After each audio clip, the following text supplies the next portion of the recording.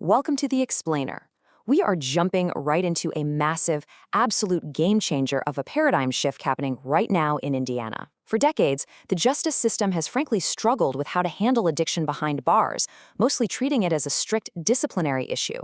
But today, we're breaking down exactly how the state is pivoting away from that punishment mindset and moving toward a highly structured medical approach for addiction in correctional facilities. So, to really understand why this shift is so critical, we have to ask ourselves, what actually happens to addiction when someone goes behind bars? Well, the reality is, a lot of folks entering custody already have a severe substance use disorder. And when they cross that threshold, their medical reality doesn't just pause. The risks for withdrawal, for relapse, and ultimately for overdose absolutely skyrocket during and right after incarceration. We're talking about a highly vulnerable population here, meaning medical intervention isn't just a nice to have, it's a critical public safety issue for our entire community. Okay, let's dive into this. Here is our roadmap for today. First, we'll cover the basics of MAT. Second, policy inside the walls. Third, the reentry bridge. And finally, measuring true success. Section 1, the basics of MAT and treating addiction as a clinical condition. This first part is all about a fundamental shift in perspective, treating addiction as a clinical condition rather than a moral failing. State health officials really view this as one of the most vital tools in modern addiction care. So what exactly is medication-assisted treatment, or MAT?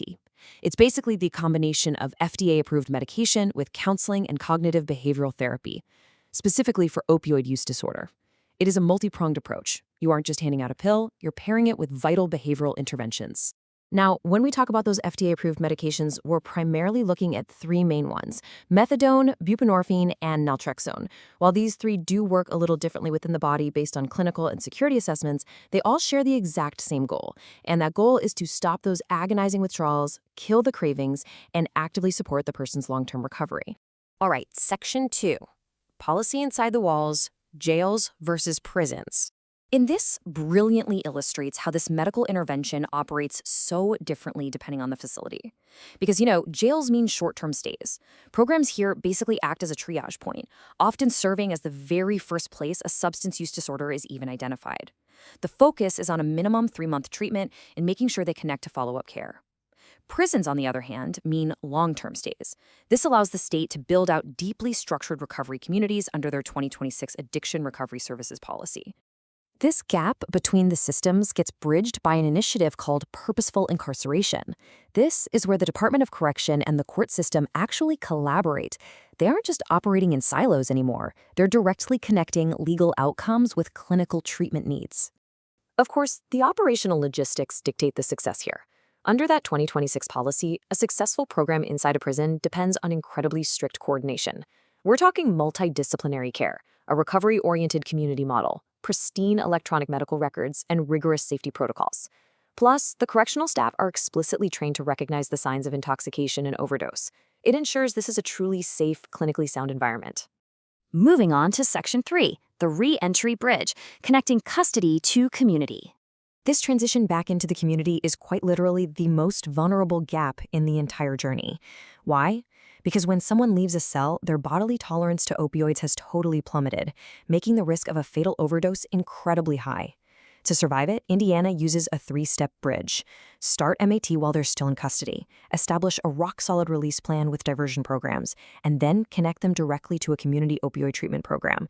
Because if the care just stops at the jail door, that bridge completely collapses, and all the clinical benefits are lost. To reinforce that exact infrastructure, the state uses Recovery Works. This is Indiana's specific initiative laser-focused on pre-incarceration diversion and post-carceration re-entry services. They know they have to actively catch individuals during that really vulnerable re-entry phase to ensure continuity of care. Now, what's really interesting about this is the actual statewide network available to maintain that care.